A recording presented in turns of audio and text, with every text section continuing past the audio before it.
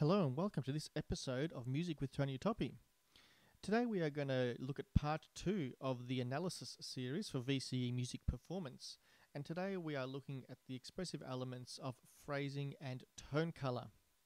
Just as a quick little revision, let's remind ourselves of what we talked about in part 1. Why is analysis important and why do we have to do it? So once again we are unpacking the music that we listen to.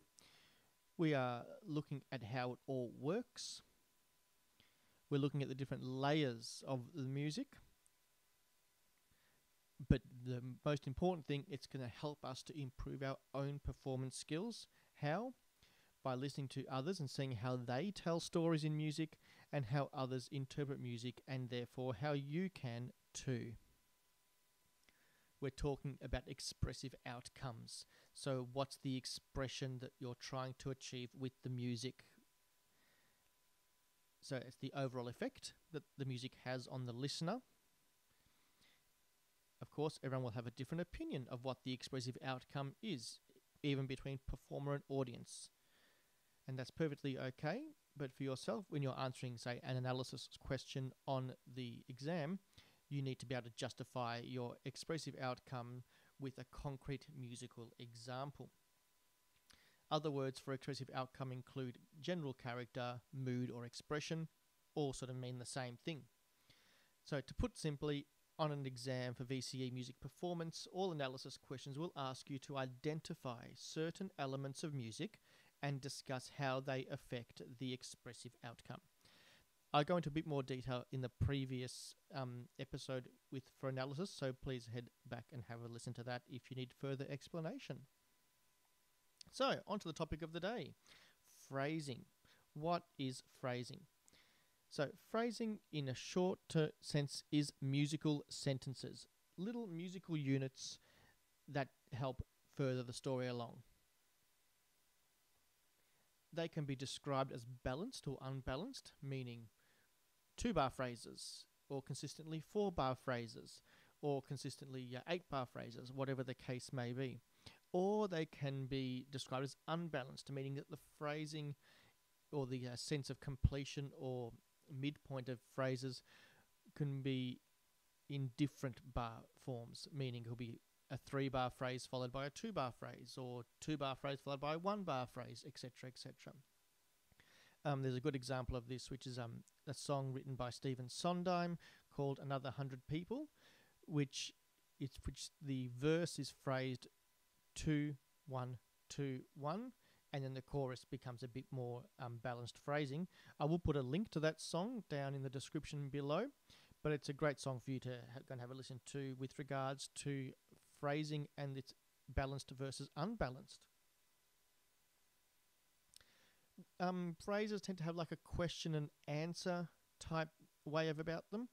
So usually the first part of a phrase, let's say it's a 2-bar phrase, the first half might be a question for something, for example, something like this.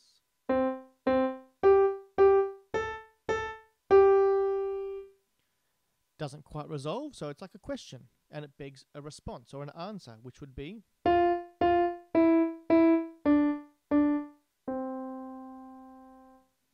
So it's important to think of phrasing in that sort of way. It's telling a story. Sentences in a book or in a novel will give you a sense of where the story is going. Some sentences will want you, wanting more. For example, you're watching a series on TV and the episode ends on a cliffhanger. That could be like what we might call an interrupted cadence or an imperfect cadence, for example. And how do we talk about it? We need to probably use other expressive elements to help shape phrases and to talk about phrases. So it's not enough just to say, oh yeah, this piece has balanced phrases and they're 2 bars each. Great. So what? How is the performer actually putting expression into those phrases? And we, once again, look at things like dynamics, articulation. We spoke about tempo in the last episode as well. Tempo can have something to do with it in the sense of using the use of rubato, but tempo can be a slightly more fixed thing and not necessarily to do with phrasing, but once again, open to interpretation. And tone color, of course, is another one, which we will talk about a bit later on in this episode. So, how does phrasing affect the expressive outcome? And for this, I'm turning to this little excerpt here of Bohemian Rhapsody. Of course, the Queen favourite, written by Freddie Mercury, but this particular version is arranged by Sonia Belousova, who's an American and I believe Russian pianist over in America, as I said. And she's written a whole bunch of very impressive, very technical, very great piano works based on themes such as Bohemian Rhapsody, Star Wars, even video game themes. So head over to musicnotes.com and have a look at that. Have a look her up and look her up on YouTube. It's some pretty impressive and fun stuff. So I'll play you these first 4 bars, and I want you to think about how many phrases there are. Are they balanced, unbalanced? Where are the questions? Where are the answers?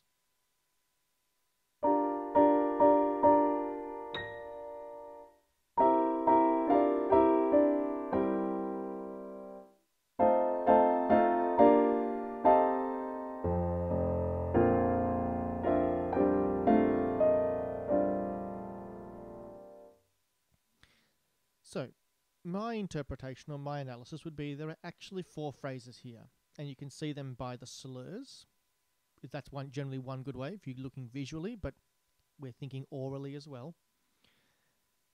4 phrases, each 1 bar each, generally the same amount of notes, about 5 or 6 notes per phrase. Not that you need to go into that level of detail, because that's not always going to be useful, but in this instance it might be. But let's think of the actual words if you know them. Is this the real life? Is this just fantasy? Caught in a landslide, no escape from reality. Even within those words, there are 2 questions. The first one, is this the real life? So there's a question. And does the next one resolve with an answer? Let's have a listen. Is this just fantasy? No. Another question. And also, you can probably hear in the music, it's not really resolving.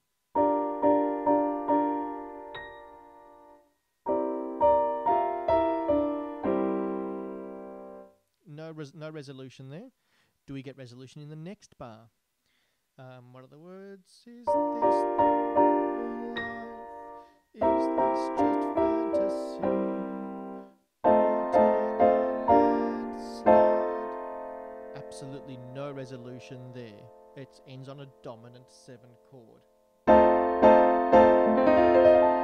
which begs us to go on to a B flat chord, which won't get in the next bar.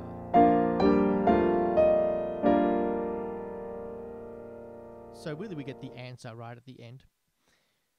And that's sort of in a musical sense, not necessarily in a lyrical sense, but we get that sense of completion at the end. So that's just a basic how many phrases and where are the questions, where are the answers. Dynamics can play a role in this.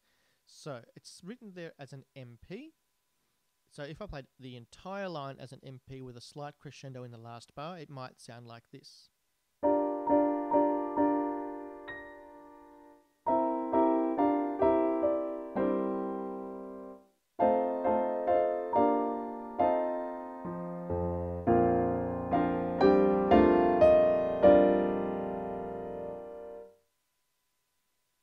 Fine, sounds good, correct, one would say.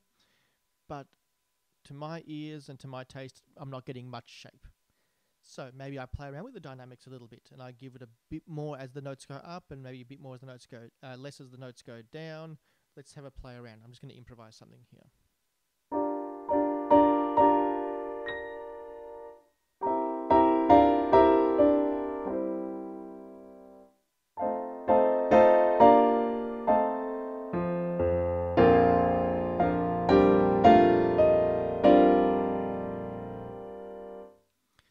So you may have heard some little ebbs and flows, little ups and downs there with regards to the dynamics.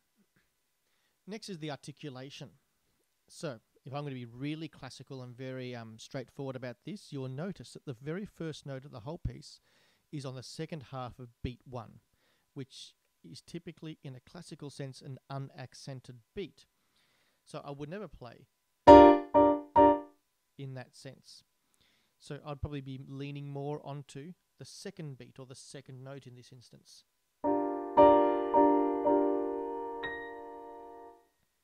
Does it make sense? Does it sound good? Well, we're going to make our own judgments for that and our own interpretation.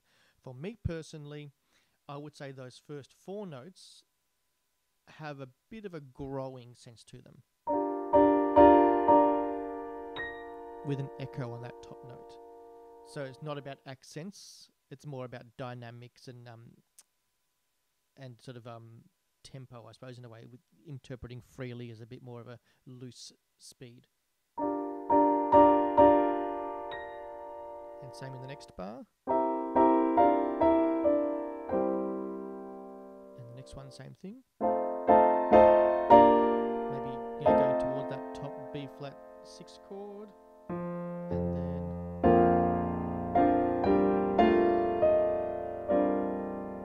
then ending on that nice B flat 6/9. So that's articulation. I mean, if I went completely against the music and played it staccato,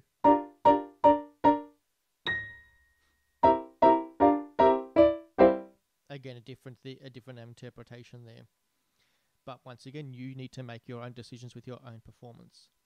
Now, tone color, which we'll get a bit more in depth in the next section. I've got an electronic keyboard here, so I'm just going to change to a different sound on my keyboard, and we are going to see how that affects the outcome.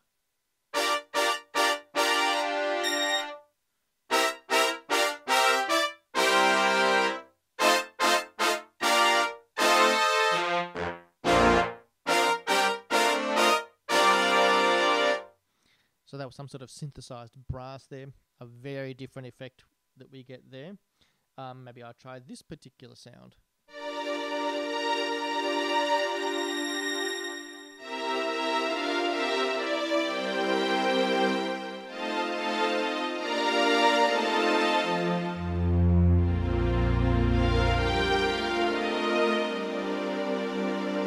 So some sort of string effect there, or I could even do this one.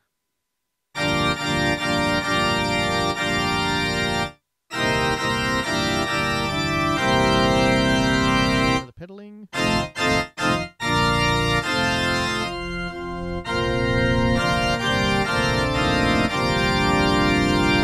Doesn't work as well on the organ sound, but you get the idea. Different sounds, different tone colors will give it a different effect.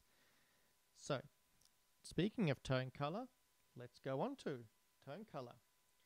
Tone color is a description of the sound. So you could go back and listen to those little fragments again and think, oh, what's the description of what's the sound like, basically. It's a completely subjective section of the exam if you get asked this question. But there are some words that are better than others. They wouldn't necessarily describe this sort of, brassy sound as mellow, perhaps. Nor would you describe this version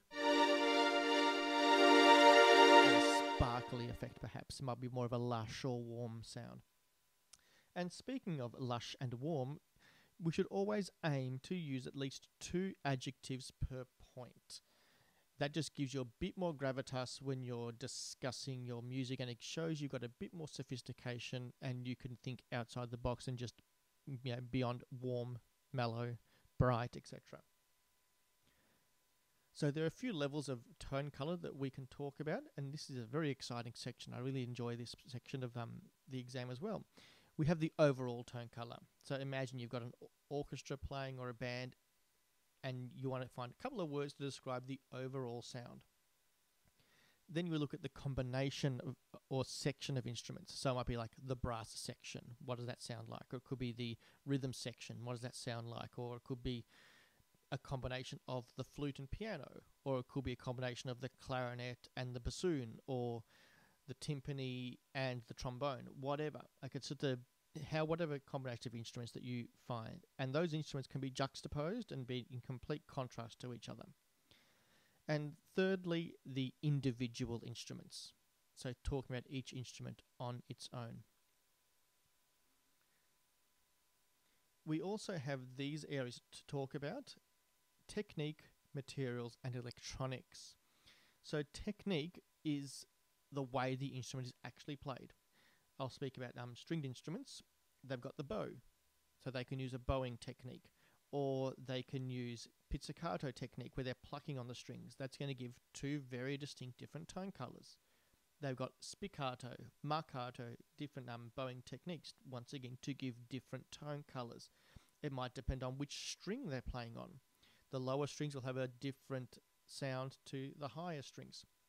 I'm not purposefully not giving you words to describe those strings or sounds, because A, that's something you need to decide for yourself, because it is so subjective and personal, and also it can depend on the piece of music and the overall expressive outcome you decide on. Materials, I'm turning to the percussion section for this. And so for example, you've got a xylophone, you'll have a difference of sound between soft mallets, hard mallets, plastic mallets, metal mallets, etc. And speaking of percussion, the drums, there seems to be a bit of a stigma around that, drums, and even to some certain degree the piano, you can't get more than one sound. That's very untrue. Speaking of the drums, you have about 3 levels, or let's say 4 levels of sound on a drum kit, standard drum kit. Starting from the bottom, you've got the bass or kick drum, which would have a very low thudding, pounding sound to it.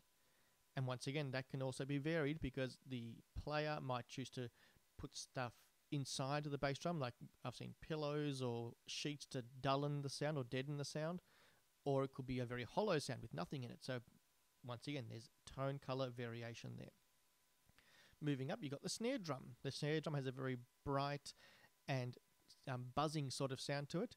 Now, once again, I can't demonstrate any of these sounds here because I'm A, not a drummer, and B, I don't actually own a drum kit, and I'd rather not use my MIDI keyboard for that. So it'd be a good idea for you to YouTube or Google these sort of instruments and do a bit of research on your own about that. So snare drum, buzzing, bright, metallic sort of sound. Once again, you could play the snare drum in the center of the drum, on the side of the drum, anywhere on that drum to get a different tone color. The next level is the other toms, ranging from the floor tom with its resonant, bassy sort of sound, hollow sort of sound, moving up to the high tom. And of course, a bit like a piano, as you go higher up, the resonance gets a bit less, but it's still definitely there. And then the next level are the cymbals, from hi-hat to crash to ride, sparkly, tinkly, bright, metallic sounds. Once again, depending on where you're hitting the cymbal, you will get a different sound.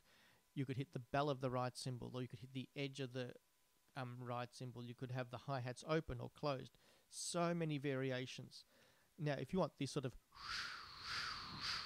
effect on a drum kit, that's done using brushes. And you have other sorts of drumsticks that you can use as well, whether they be soft, hard, I think they're bamboo, correct me if I'm wrong, drummers out there, like sort of sticks together. Like everything gives you a different tone color. So there's so much to talk about in percussion. If I had a real piano, I could demonstrate some different tone colors on the piano. But that's you also get more from the player's touch and how they work. So percussion really does have a lot of tone color variation. And finally, electronics. I demonstrated that to you just before with the different sounds I was using for the Bohemian Rhapsody. And that will certainly affect the tone, color, and the overall expressive outcome. So guitars also have this ability to change their sound electronically with the use of pedals like distortion pedals or chorus pedal, delay, etc., etc. So much that you can actually do. And I urge you to go and research some of that. So how does tone color affect the expressive outcome? A bit like what I did just before. Played it on a few different sounds. So we can't really talk about the different layers today with my limitations of just a keyboard in front of me. But I certainly would talk about how we're going to use this idea of electronics and different instruments to get the sound. So I'll just play just the first couple of bars.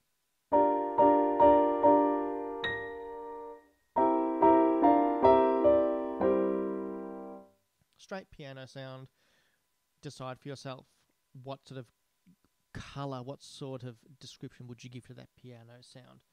I'll move to this other instrument.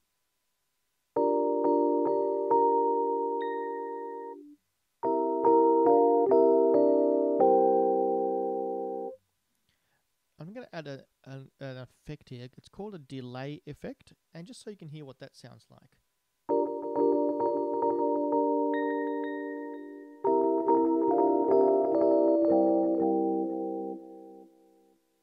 So once again, what does that actually do to the expressive outcome? How would you describe that sort of sound? Here's another one.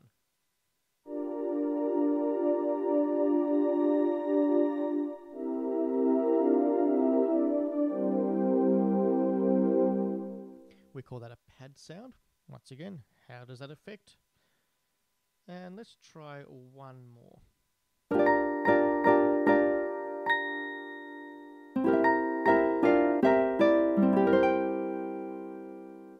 So that's sort of a synthesized nylon stringed guitar there. Composers, writers, performers, etc., they spend a lot of time thinking about specific instruments to play specific lines in music. And probably one of the best examples I can think of, and I will put a link to the actual recording down in the description of the video, is Stephen Sondheim's song Send in the Clowns from A Little Night Music. And it starts with this opening phrase.